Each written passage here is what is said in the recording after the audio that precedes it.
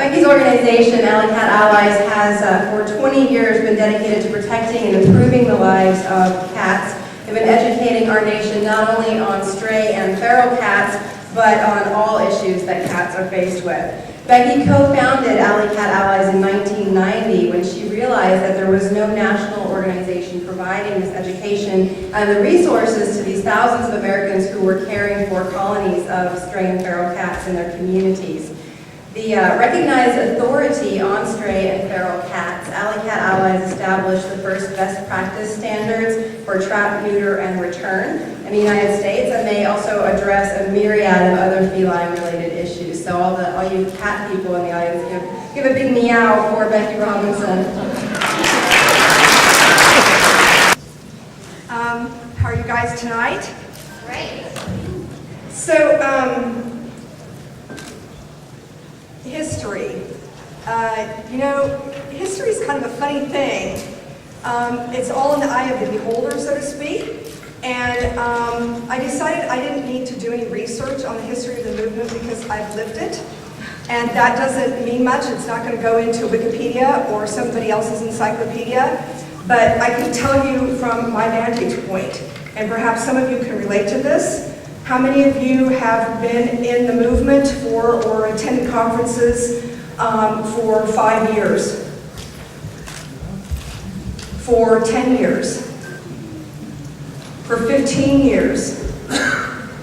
For 20 years? Yeah, all of us up front here, okay.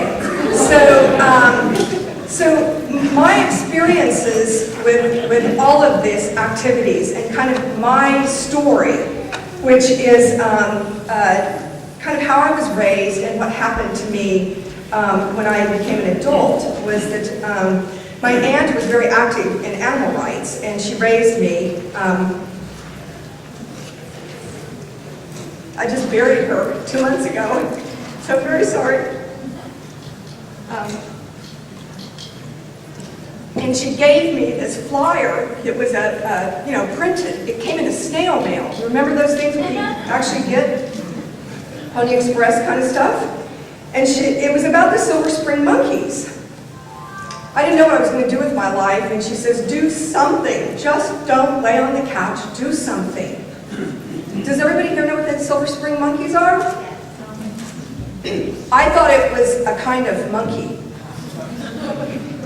I didn't know what it was at all until I went to DC. I still didn't know what it was until I took the metro and it got off at Silver Spring. And then I realized it was from Silver Spring, Maryland, where landmark case Vivisector had a laboratory in Silver Spring, Maryland, was convicted of torturing monkeys in the name of science. Well, that was just one campaign that kind of motivated me. A whole lot of people were coming out for this. They were coming together. I was born and raised in Kansas, folks. How was I supposed to know where Silver Spring was or what these people were up to? I feel like what happened then is that what was going on was this atrocity was being exposed. And I started watching all these people in these photographs and them telling me about it, and they had like these scrapbook photo books about what the whole case was about. And they wanted the public to know. This was secrecy. This was torture going on behind closed doors that needed to come out. So the thing about this wasn't a really big, shocking concept to me. When I was growing up in Kansas, nothing that happened to animals was kept a secret from me. My father and my aunt, they exposed me to everything at a young age, both good and bad. Besides the massive cattle ranches, the pig farms, Kansas and surrounding states are known for the rattlesnake roundups. Y'all know of rattlesnake roundups? Have you been to one? Well, Google them. I've lived it. We went to them. We didn't go to participate. We went so we could round up the snakes and save them. And my father would take the rattlesnakes home. They stayed in my bedroom for safekeeping. Yeah, I know. So, I guess funny in perspective here. And then we would wait for the madness and the hysteria of them taking these snakes out of their dens, usually with gasoline, and killing them, and doing they make it a commercial event now. These were family affairs with children. And then we would wait and we would take them back to their habitat. And we would do that year after year. They continue to this day. Historically, the victories that we have gained over the years are because the cruelty and the abuse to animals was brought to light. The abusers and governments were exposed. So we've got a whole lot of people over the years. You know, Elliot's named a bunch of them. He's one of them. Alex Hershaft. We know a lot of the names. We know a lot of the usual suspects. The animals have them as their champions. They put their personal lives on hold. They did these campaigns without the benefits and use of websites and cell phones, folks. They didn't have text messages. They didn't have Twitter. They actually sat around tables and folded envelopes and campaign alerts and action alerts and mailed them. Been there, done that. They ran huge campaigns around the country. Conferences had hundreds of attendees, and protests attracted committed activists. The fact is that all these victories that we have brought to this point, that what has brought us here today, are merely a blip on the timeline for making this world a better place for animals. So that's my perspective on history. We're at a blink of an eye what we've done the past 20 years, 25 years, 30 years. It's important. Let's not forget about it. But you're here tonight. A whole bunch of you raised your hands if you're here for the first time. We got to look forward, folks. It's not really about looking back. I attended one of these conferences, I don't know how many years ago. I can tell you it was more than 20 years ago. Alex Hershaft coordinated, Alex Hershaft spoke, and I heard about how I love animals 3 times a day. And you guys heard his whole lecture on how people love animals 3 times a day on their plates? Is he still giving that same lecture? That same speech? Probably is a good one.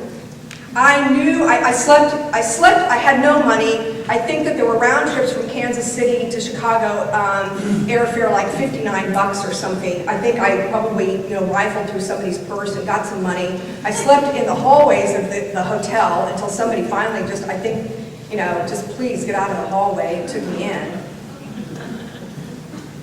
I knew I had to do something. I didn't know what.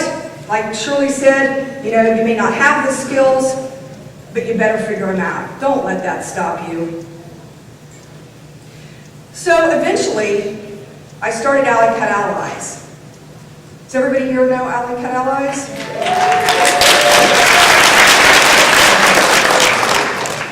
Started because I met some people feeding cats.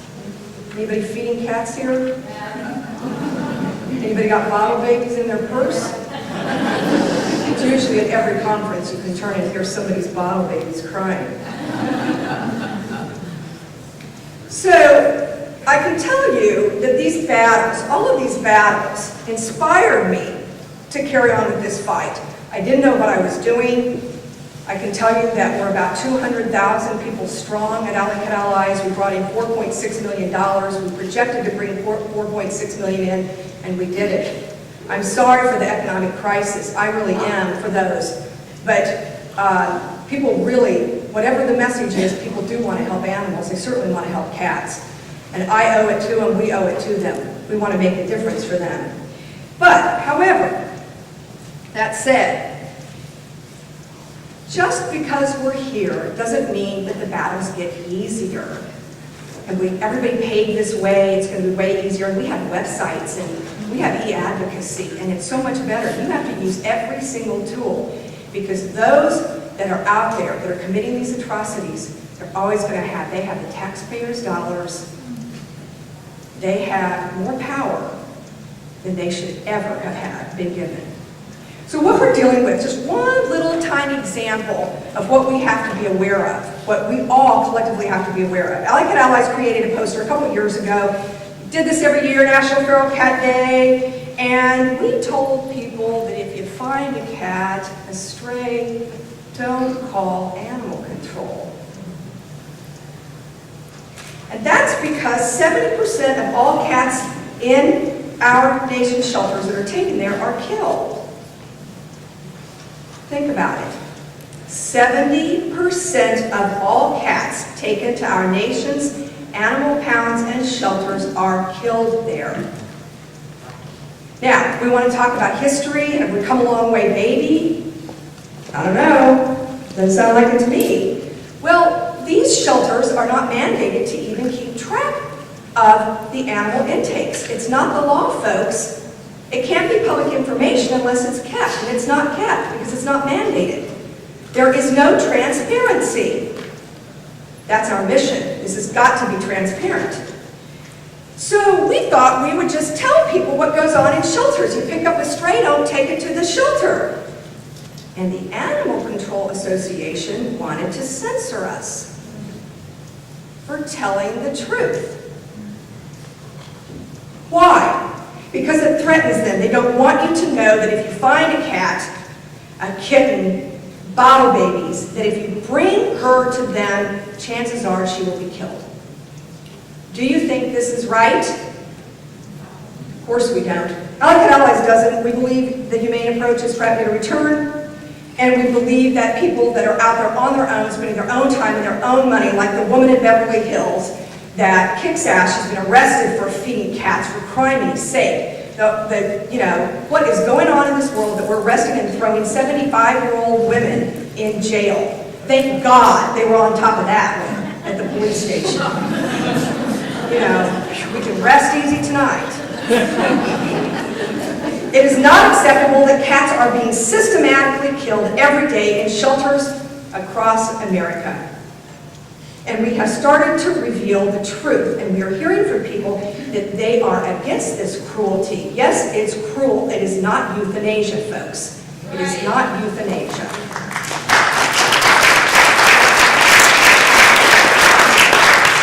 People do not want their tax dollars spent on killing cats, dogs, or anything else in shelters. We have you, we have those people speaking out. Alley Cat Allies has a lot of people, but that is a drop in the bucket, folks. We need millions to stand up for the cats.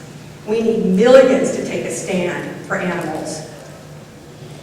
If there had not been a stand taken against that vivisector in Silver Spring 20 years ago, that would be going on today, and it is silently behind closed doors without anybody knowing, but we do know it. Thank God. Here's the bottom line. The monkeys and cats and all animals need us to expose the truth. And we need to send a message to the world.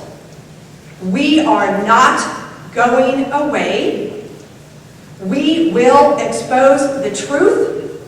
We will uncover the secrets. We will defend animals no matter what it takes. We will stop animal cruelty. We need every single person to join us in that fight.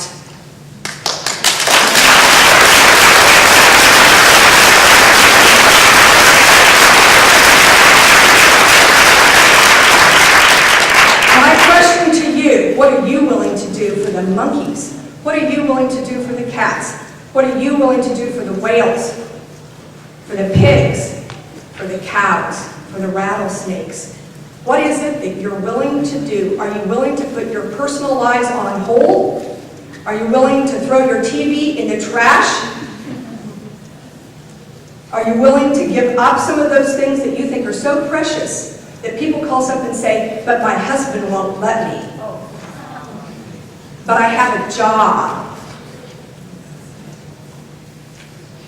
I had a job, I quit it, I didn't have any money.